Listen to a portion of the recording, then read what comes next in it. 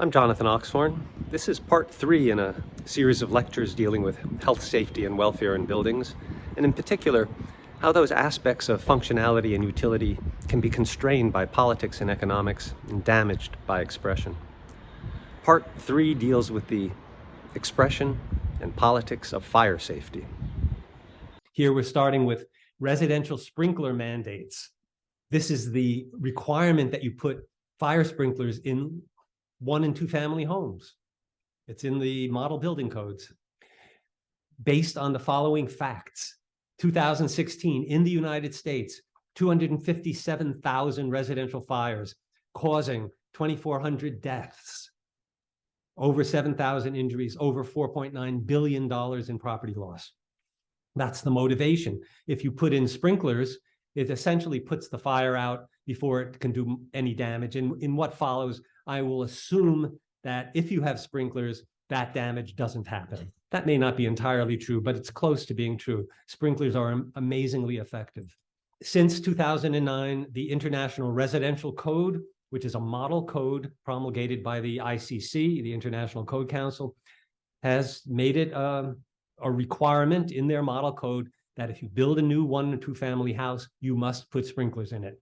However, these model codes have to be adopted by each state legislature. This is the United States, which is a fractured kind of republic where there is no national building code. Pretty much all the states have adopted the codes from the International Code Council, the ICC, including the IRC.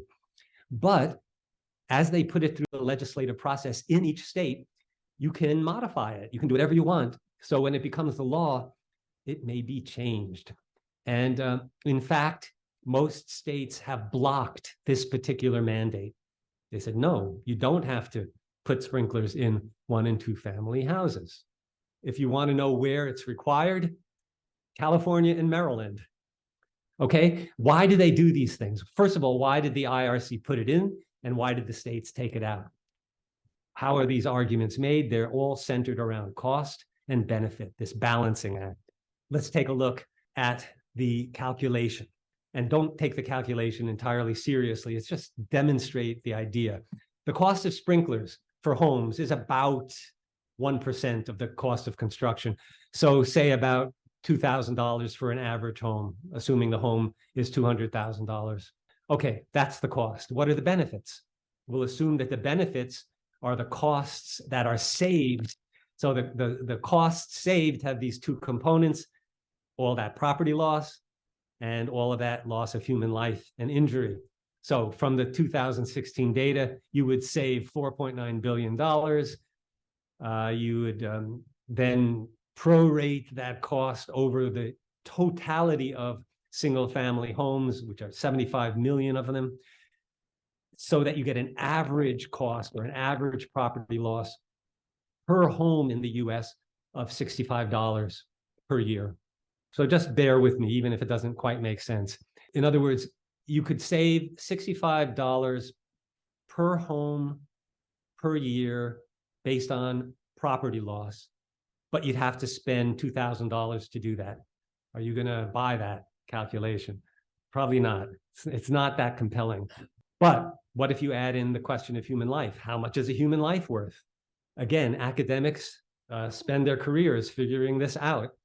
It's absolutely insane. Welcome to capitalism. The value of a human life, most academics put that economic value between $4 and $10 million. And I won't even get into how these calculations are made. It doesn't matter. We're going to assume something in the middle, like $7 million. And then a rule of thumb is that the cost of an injury is about 1/30 of the cost of a human life. Here's the bottom line. We just add it all up. This is the property loss prevented, prorated over all of those $75 million homes, 75 million homes, you get $65 per home.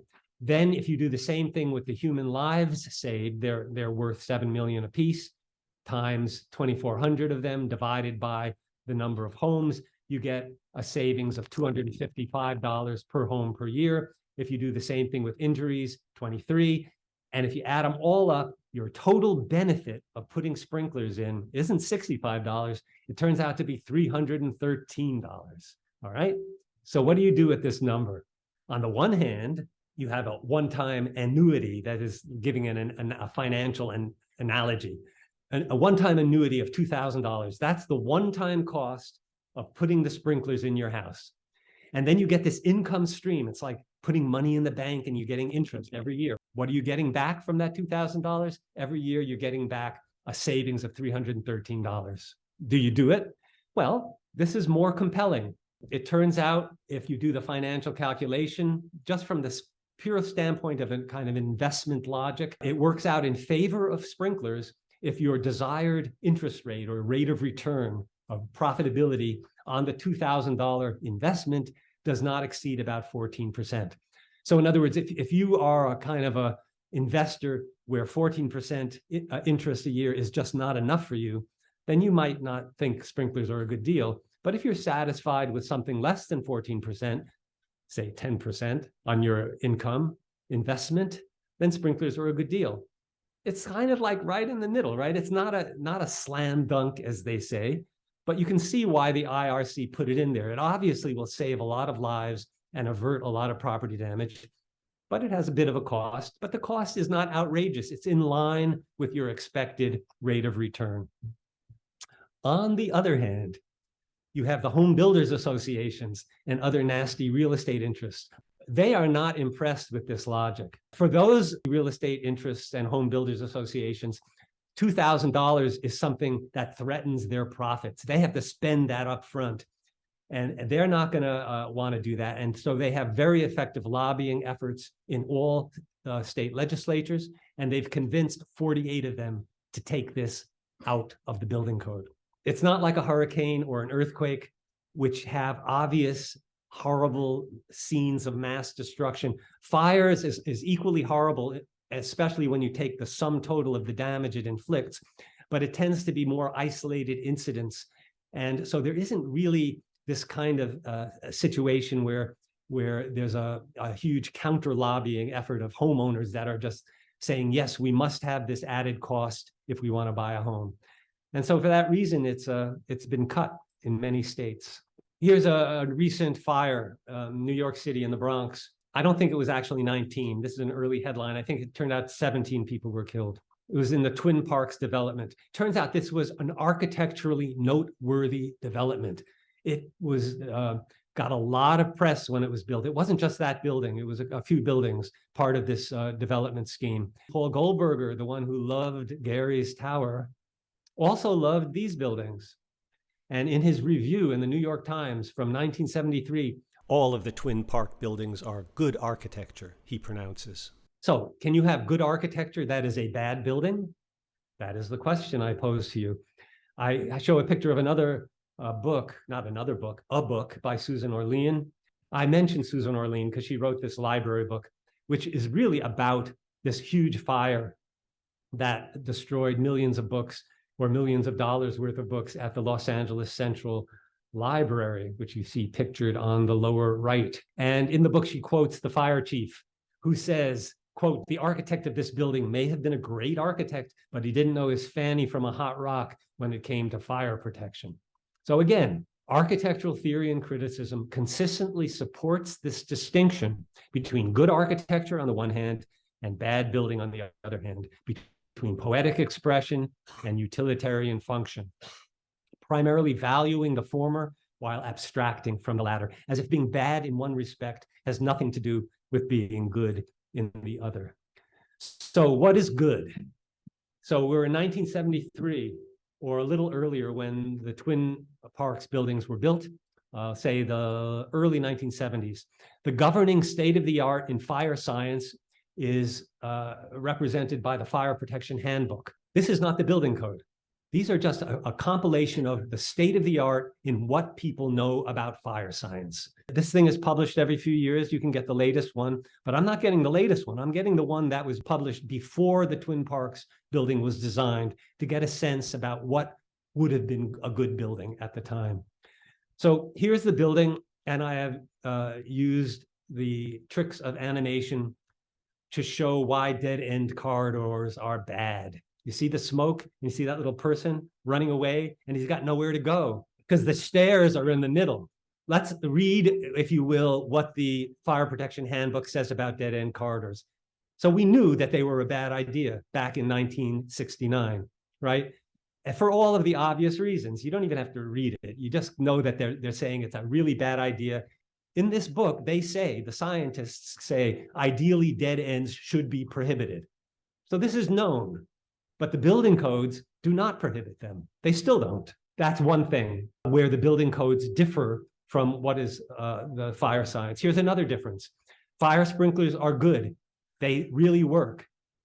If there were fire sprinklers in the Twin Parks building, when the fire started, it would have been put out. End of story. But fire sprinklers were not required at the time, even though the fire science at the time knew that fire sprinklers were good and worked. Number 3, I have created a kind of weird perspectival cut section out of the floor plan showing what a smoke-proof tower is.